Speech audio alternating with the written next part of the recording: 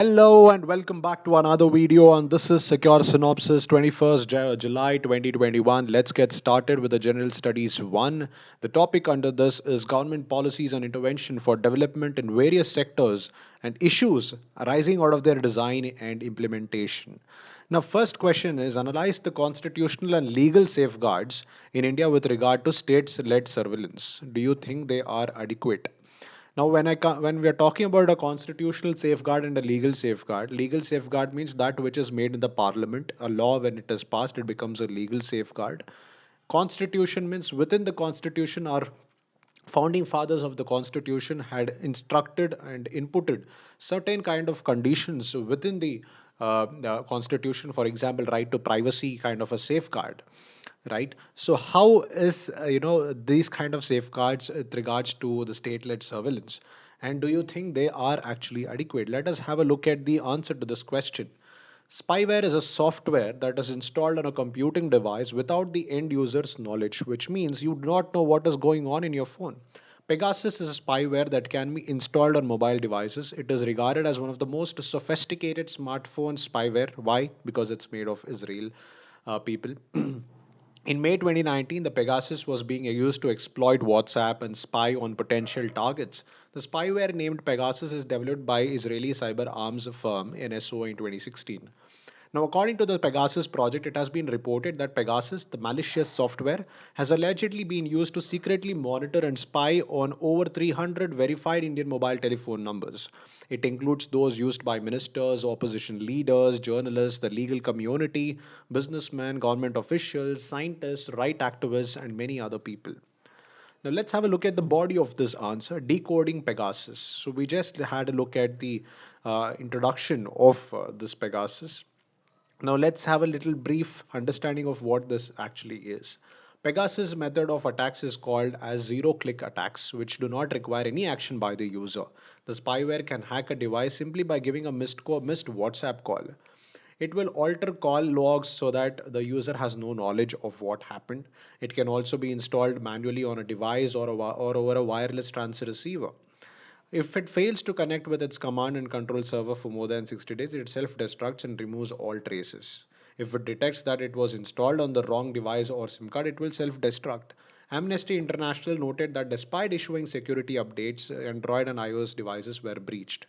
iOS devices are considered to be one of the most sophisticated devices in the world with respect to its privacy capabilities. But unfortunately, you have seen even Apple iPhones were also breached with this software. To stay safe, users need to ensure that software in devices is updated and all apps are installed directly through the official stores. No suspicious email or text should be clicked. Once the spyware enters the device, it installs a module to track all call logs, read messages, emails, calendars, internet history, and gather location data to send the information to the attacker. The constitutional and legal safeguards are the laws governing the aspect of state surveillance are the Indian Telegraph Act of 1885, which deals with the interception of calls, and Information Technology Act of 2000, which deals with the interception of data. Under both laws, only the government, under certain circumstances, is permitted to conduct surveillance and not private actors. Hacking is expressly prohibited under the IT Act. Section 43 and Section 66 of the IT Act covers the civil and criminal offences of data theft and hacking respectively. Section 66B of the IT Act covers punishment for dishonesty, receiving stolen computer resource or communication. The punishment includes imprisonment for a term which may extend to 3 years. In 1996, the Supreme Court noted that there was a lack of procedural safeguards in the Indian Telegraph Act. It laid down some guidelines that were later codified into rules in 2007. This included a specific rule that orders on interceptions of communication should only be issued by the Secretary in the Ministry of Home Affairs.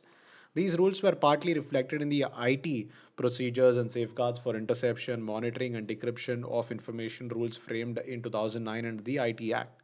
The rules state that only the competent authority can issue an order for the interception, monitoring, or decryption of any information generated, transmitted, received, or stored in any computer resource, including mobile phones.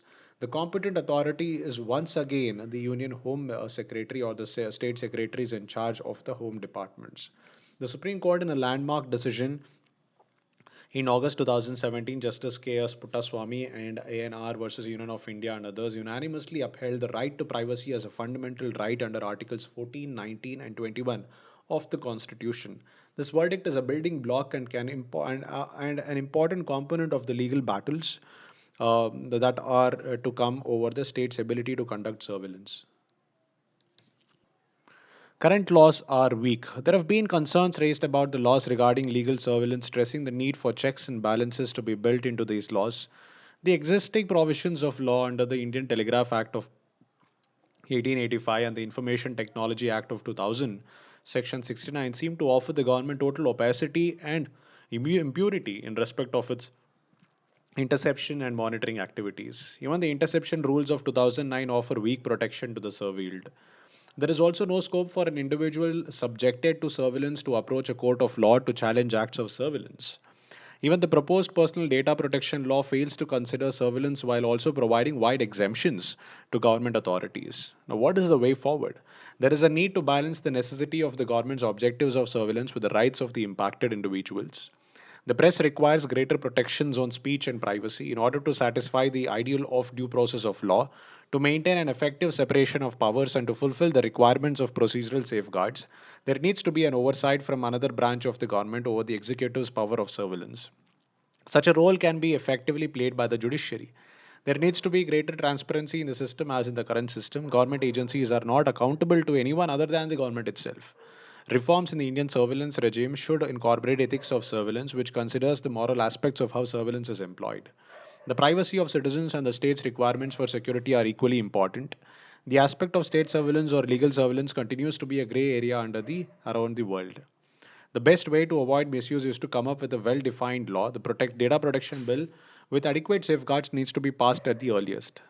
Conclusion: surveillance reform is the need of the hour in India, as a comprehensive reform of the surveillance framework is long overdue. This is also the right time. Across the world, there is an increasingly urgent debate about how to protect basic rights against encroachment by an aggressive and intrusive state which wields the rhetoric of national security like a sword. Let's move to the next topic: India and its neighborhood relations. Amidst the gloom that has enveloped Afghanistan, one hope for many countries has been China's potential role in stabilizing it. Elaborate. American troops are set to withdraw from the country by September 11 this year, but the shadow of re engagement looms, raising security concerns beyond South Asia. The resurgence of Taliban is a huge concern not only for Kabul but for regions in South Asia and beyond. The Taliban militants have seized dozens of districts in recent weeks and are now thought to control about a third of the country, ahead of the withdrawal of the US and Western troops from Afghanistan by September 11. Security concerns post troop withdrawal. The US has announced that the Afghan war will end by September 11, having seized the Doha Agreement as an opportunity. While its withdrawal will exacerbate chaos and violence in Afghanistan and impact the wider region. Due to the easing of UN restrictions for a few leaders and freedom to operate from its Doha office, the Taliban continues to attend high profile meetings in swanky hotels in Doha, while deadly attacks ravage Afghanistan. Vicious attacks on civilians, such as killing of schoolgirls in Kabul on May 8, are conveniently blamed on Islamic State Khorasan province by the Taliban. It is widely believed that the Pakistan army has infiltrated and is running the ISKP to market the Taliban as a nationalist insurgent group willing to fight extremist ISKP.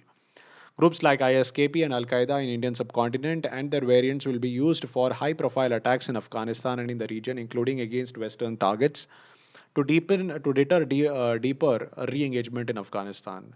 The chaos would create more ungoverned spaces, strengthening the terror infrastructure. Hence, the developments in Afghanistan will continue to raise security concerns for far beyond South Asia. China's potential role in stabilizing Afghanistan. While Beijing has been cautious, the demands on China to save Afghanistan are growing. Washington, now locked in an escalating confrontation with Beijing, sees Afghanistan as a potential area of bilateral cooperation. Russia, whose partnership with China has never been as good, has a common stake in preserving the stability of frontiers with Afghanistan. Afghan leaders have also been eager to draw China's BRI into their plans for economic modernization. During their engagements with Chinese leaders, both Hamid Karzai and Ashraf Ghani pressed Beijing to invest in Afghanistan. China was also important for Kabul's political calculus in limiting Pakistan's quest for dominance. China should expand its role in the region to actively use its unique influence over Pakistan and advance its investment interest in Afghanistan. China can be encouraged to spur economic development in Afghanistan, which would be simultaneously beneficial for China. Most importantly, it is in China's best interest to stabilize Pakistan.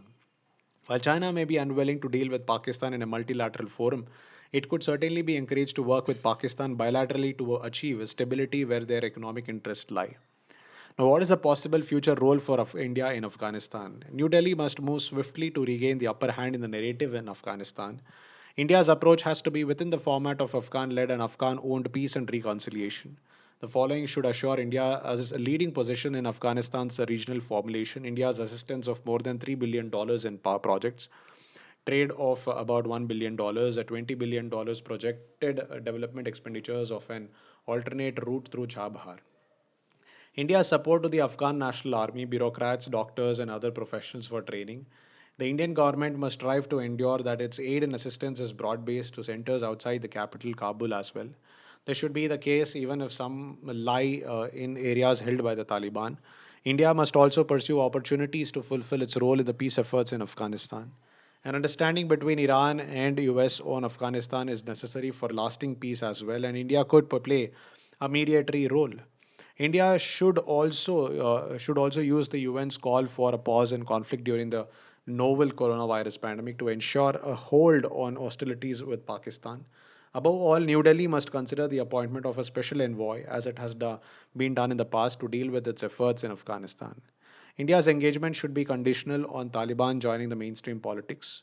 India should not give legitimacy to a government in exile. Taliban's political office is based in Doha in its own neighborhood.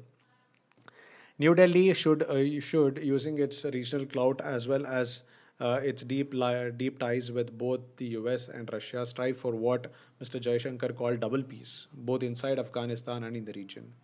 Now, what is the way forward for India? In the unfolding situation, New Delhi will have to quickly reorient its Afghan strategy.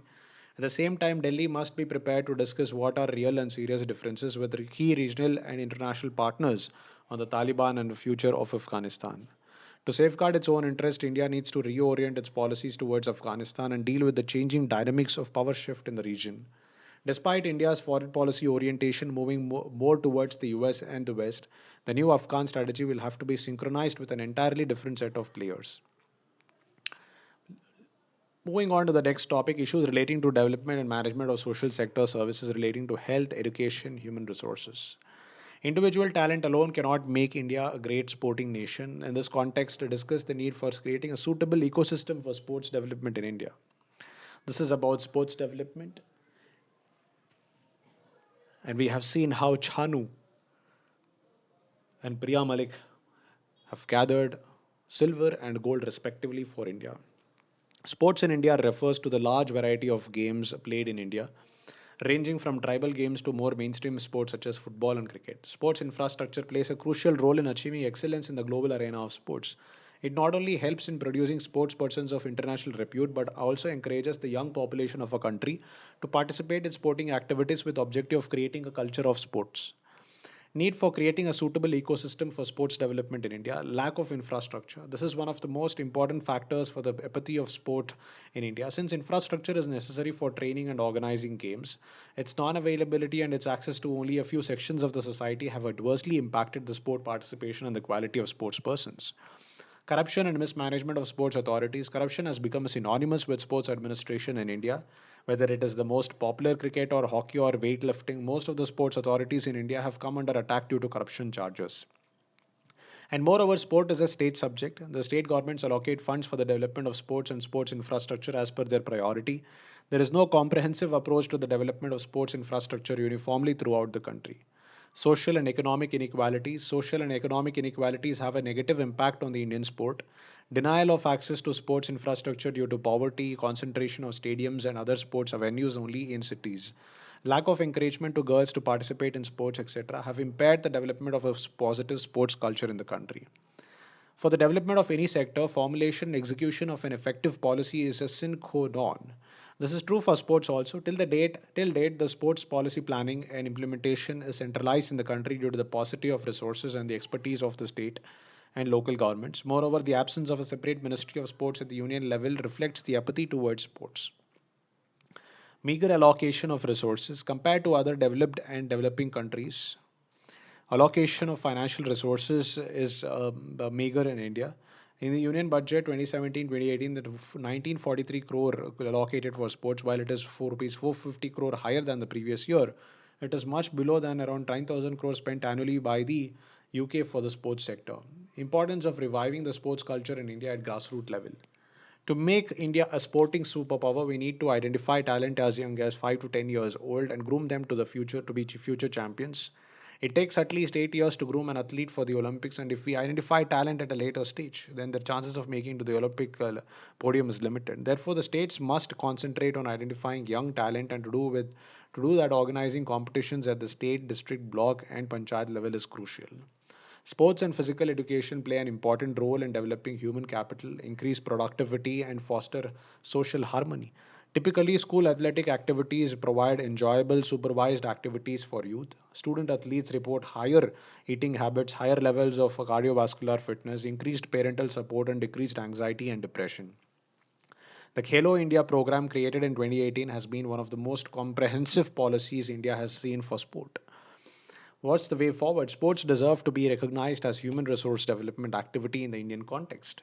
Extension of Justice Lodha Committee recommendations on BCCI to all other sports bodies will be a right step in this direction. Sports complexes like the DDA's Siri Fort 1 are the need of the hour as they provide much needed sports infrastructure for the public to arrange dedicated land bank for the setting up of sports infrastructure to adopt the PPP model in which the government will provide institutional and financial support for the building of infrastructure and the private sector will manage and maintain its operations.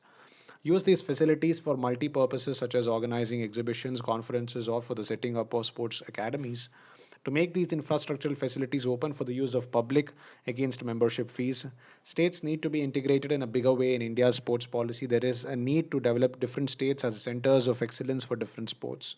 The policy of one state, one sport can be a game changer in India.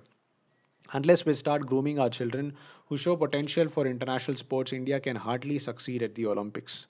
Conclusion. Despite the above mentioned measures taken by the government, the sports ecosystem is of poor quality in the country. For a country of over 1.33 billion, the existing sports infrastructure is not satisfactory. The lack of world class infrastructure and the inadequate support of the government is reflected in poor performance of Indian athletes in major international events like the Olympics. Tiny countries like Cuba, Croatia, and Lithuania performed better in the 2016 Olympics compared to India. It is high time the public and private sector should come together to lift the Indian sports sector from the present deplorable situation.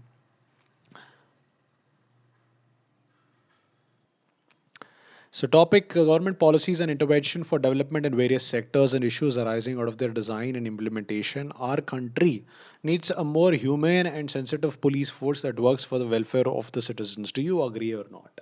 How many of you have visited a police station? And if you have visited a police station, do you feel confident that your case would be registered over there? You always look like you are at the mercy of the police. So, police force is a law enforcing agency of the state. It has the responsibility to maintain social order and prevent the crimes from happening in the society. The report on the status of policing in India, jointly developed by NGO Common Cause and Center for the Study of Developing Societies, was released recently. It shows the grip picture of police in India. Need for more humane and sensitive police force. Custody related deaths between April 1 and November 30, 2015, 25,357 cases were registered under police category, which included 111 deaths in police custody, 330 cases of custodial torture, and 24,916 in others. Behavior with the citizenry in the Indian police force, the lower ranks of police personnel are often verbally abused by their superiors.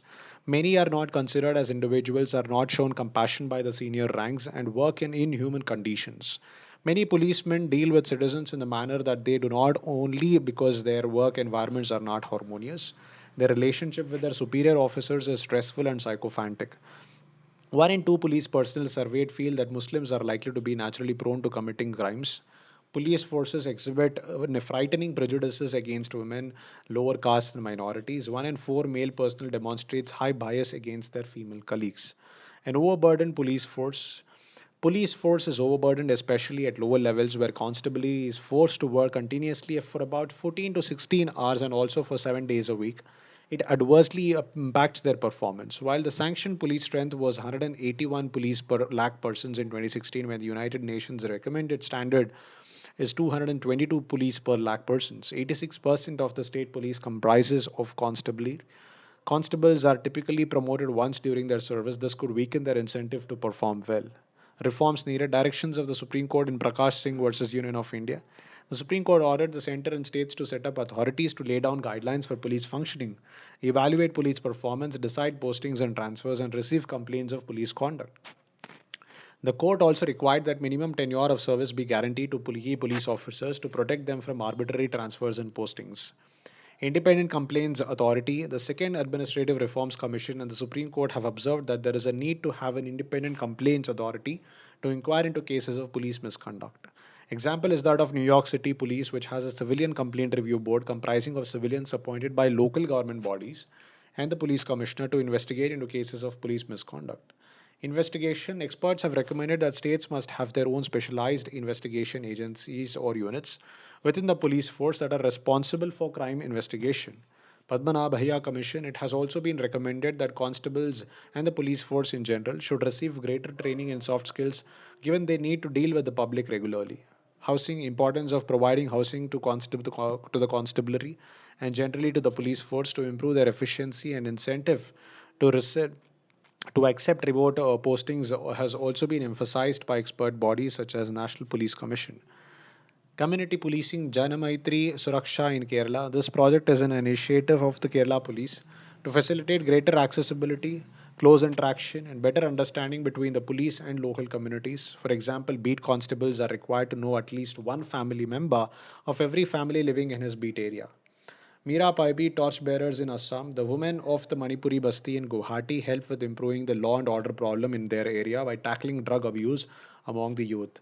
They light their torches and go around the Basti guarding the entry and exit points to prevent the youth of the area from going out after sunset. The Madras High Court has said that the state government should contemplate giving policemen a day off in a week like other government officials in order to spend time with their families. The court suggested introducing an 8-hour, 3 shift system for police personnel. It will help them rejuvenate themselves and relieve them from the stress. Evidence based policing is gaining credibility day by day. Indian police force must be exposed to it. Second, ARC recommended that the government should declare certain crimes as federal and entrust their investigation into to a central agency. Police need to have the operational freedom to carry out their responsibilities professionally and satisfactorily working conditions while being held accountable for poor performance or misuse of power. Gender parity in police force. The Second Administrative Reform Commission recommended that the representation of women in police at all levels should be increased through affirmative action so that they constitute about 33% of the police. Improvement in intelligence gathering. The intelligence gathering machinery in the field needs to be strengthened and at the same time made more accountable. Human intelligence should be combined with information derived from diverse sources with a focus on increased use of technology. Police force needs to be freed from the stranglehold of the executive and given functional autonomy to enforce the rule of law. Police should be a smart police, a police which should be strict and sensitive, modern and mobile, alert and accountable, reliable and responsible, tech savvy and trained. Let's move on to the next topic, that is General Studies 3, Indian economy and issues relating to planning, mobilization of resources, growth, development, and employment. Why is India fighting the US, EU, WTO over a global fishing deal? Analyze its implications for Indian Ocean. So this is related to the waters in our boundary. So India recently opposed a move by developed countries at the World Trade Organization to scrap subsidies for fishermen, demanding a balance between current and future fishing needs of developing countries as well as effective special and differential treatment, keeping in mind their developmental needs. Fisheries and aquaculture. Worldwide, aquaculture production has now reached 50 million tons from 2 million tons in 1950. Asian countries contribute over 90% to aquaculture worldwide. China itself contributes more than 70%. Aquaculture provides employment to people throughout the world. Some 880 million people are employed in fish farming from salmon cages in Norway to prawn ponds in Thailand. Employment in the fishery sector has grown faster than the world's population as well as employment in traditional agriculture. Fisheries and aquaculture provide 4.3 billion people with over 15 percent of their annual animal protein consumption and are vital source of micronutrients and essential lipids. Fish and seafood are one of the most traded food commodities. Over 53% of trade originates in developing countries. The top 10 species of fish caught with aquaculture include carbs and other oysters, salmons, trouts, shrimps, and prawns, among others. WTO fishing deal. Developed countries claim that fisheries subsidies, estimated to be in the tens of billions of dollars annually, create artificial distortions in global fish markets and are a major factor contributing to overfishing and overcapacity and the depletion of fishes. Developing countries such as India, on the other hand, want to protect subsidies for low income, resource poor fishermen for whom it is a matter of livelihood and constitutes a significant electorate in coastal states such as Gujarat, Tamil Nadu, Karnataka, and Kerala. The deal is mostly targeted at China, which is the largest catcher and exporter of fish and provides a huge domestic subsidy to its fishermen. India is a distant seventh among top fish exporters and does not indulge in illegal, unreported, and unregulated fishing, which WTO wants to curb. India has said that WTO members should not repeat the mistakes made during the Uruguay round, which allowed unequal and trade distorting entitlements for select developed countries or members, particularly in agriculture, while unfairly constraining less developed members which who do not have the capacity and resources to produce their industry or farmers then. Given that fisheries are a common endowment to humanity and global public commons, he said he said that the sharing of this should be in an equitable and just manner. It is essential that big subsidizers take greater responsibility to reduce their subsidies and fishing capacities in accordance with the principles of polluter pays. Role of external state and non-state actors in creating challenges to internal security. What challenges to external or non-state actors pose to India's security? Comment. India has been facing challenges on the front of internal security space since independence from various state and non-state actors. External state actors refer to those entities which have formal backing of a sovereign state for carrying out any intended action. Non-state actors, on the other hand, have a considerable power of influencing international events, but they do not have formal state backing. Examples of state actors are the army, bureaucracy, intelligence agencies, etc., whereas non-state actors would be NGOs, civil society organizations, extremist outfits, multinational companies. Non-state actors have played their nefarious role too in creating problems for India. Northeast suffers from violent movements based on ethnic identities leading to clashes. China is alleged to support such acts. For instance, ULFA members of Assam were given shelter by China. Intertribal conflicts, unemployed youth, illegal migration from across the border has provided a breeding ground for non state actors to run insurgency like an industry in the region. Terrorism. Pakistan has been a major exporter of terrorism to India. Non state actors like terrorist groups, for instance, Lashkar e Taiba, Jaish e Mohammed, are a continuous threat. Non state actors sponsored terrorism, often motivated by fundamentalist ideologies, backed by secretive but efficient financial networks, use of IT, clandestine access to chemical, biological, and nuclear materials, and illicit drug trafficking has emerged as a major threat to international stability. These groups aim to not only create instability to states like J&K, they also have a larger aim of destabilizing the country. This is done through sporadic terrorist attacks which spreads terror and panic. This could also adversely affect the ability of the Indian state to pursue economic modernization. Naxalism, left-wing extremism affects states like Chhattisgarh, Jharkhand, and West Bengal. Drug trafficking, inter and intra-state trafficking takes place through Golden Crescent and Golden Triangle routes. Drugs from the Golden Crescent, Pakistan, Afghanistan, and Iran have affected Punjab and Golden Triangle. Laos, Myanmar, and Thailand has affected northeastern states. Human trafficking, children and women trafficking takes place via Bangladesh and Nepal. Counterfeit currency, it corrodes economy from the inside by facilitating black money, money laundering activities as well as funding terrorism, which itself creates a demand for fake currency, thereby creating a positive feedback loop. This is the issue arising especially from Pakistan. Communalism propagandas are run and funded by enemy country and other non-state actors to destabilize India by damaging the socio-religious fabric and ensure riots. Cyber security, recent cyber attacks by Legion, ATM skimming are examples. Pakistani hackers often hack government websites. They can also incite people for regionalism, thus demanding their separate state, which further increases secessionist tendencies. Civil society organizations, serious charges of misuse and misappropriation of funds received as grants in aid from governments, foreign donors, and their involvement in riling up discontentment in the local communities against developmental projects has raised questions on these organizations working as foreign policy tool of foreign governments. Both state and non-state actors factors from outside have created problems in our internal security framework. Hence, while it is imperative to guard our borders and strengthen our diplomacy, on the other hand, we need to check the various non-state actors who come in hidden forms. There is a need for a national internal security doctrine to deal with various challenges. Let's move on to the next topic, that is General Studies 4. And here it is about a case study. You are posted as a DCP in the national capital of the country. In a locality which falls under your jurisdiction, protests have been going on for the last 1 month against a decision taken by the government. While these protests have been non-violent in nature and are being led by women, the protesters have blocked a major road which connects a number of satellite cities. This has led to traffic jams and congestion, causing inconvenience to people who use this road for commuting to work, causing hardships and a loss to the economy. A number of people filed complaints in this regard and also approached the courts. The High Court has directed the police to keep larger public interest in mind and take appropriate action. In light of the information given above, answer the following questions.